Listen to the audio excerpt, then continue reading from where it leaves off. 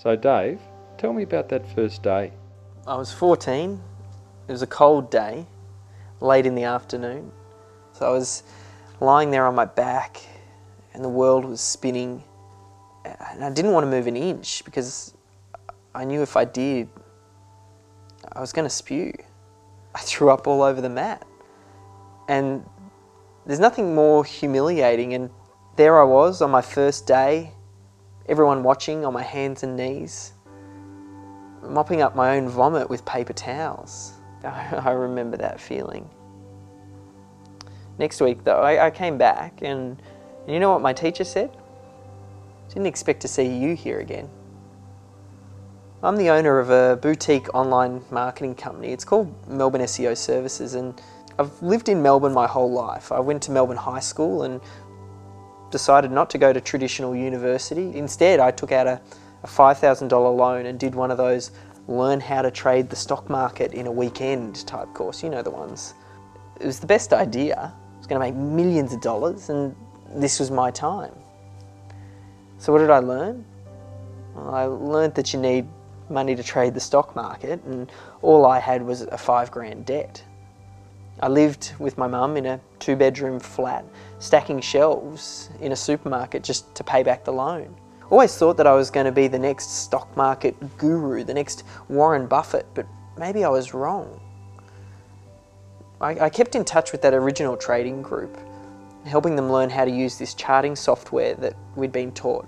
I had this knack for taking complex ideas and then breaking them down into their simplest form, and then show others how things worked.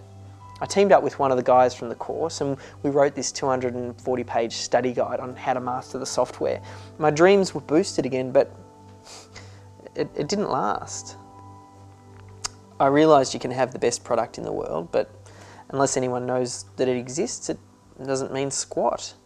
I had some success, but I wasn't where I thought I should be, and what was up here just didn't match with what was out there. And I wanted to know why. I went searching.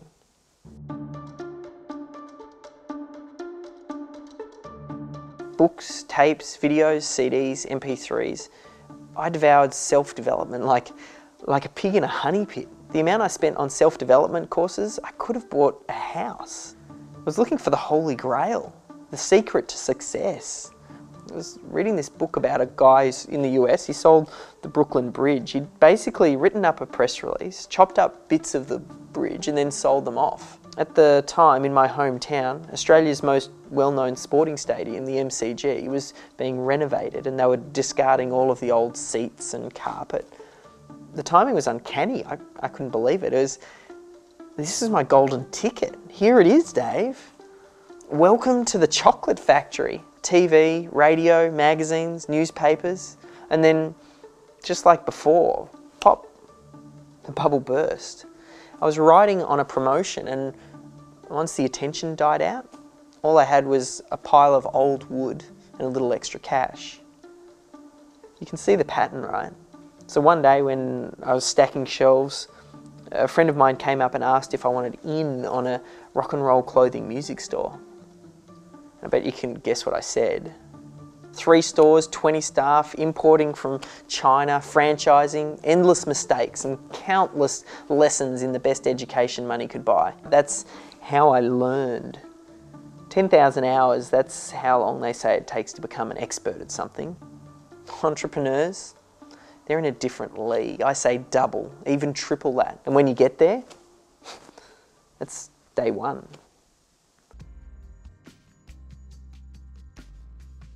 People started coming to me for help again and again and again. I was totally qualified. I had a PhD in real world business. I felt good. Like staring at one of those magic eye patterns. I could see through it. I could see pictures in people's patterns. I could see where they were getting stuck. And I'd unconsciously developed these systems to solve people's problems. We had the tools, we had the know-how, we had the experience. We'd figured out Google. So when Google changed things up and all of these one-legged businesses came crashing down, we held our ground. Our foundations were strong, and once again, people wanted to know how. You see, building businesses, it's not static. There's no one size fits all. You have to evolve, and that evolution takes experience.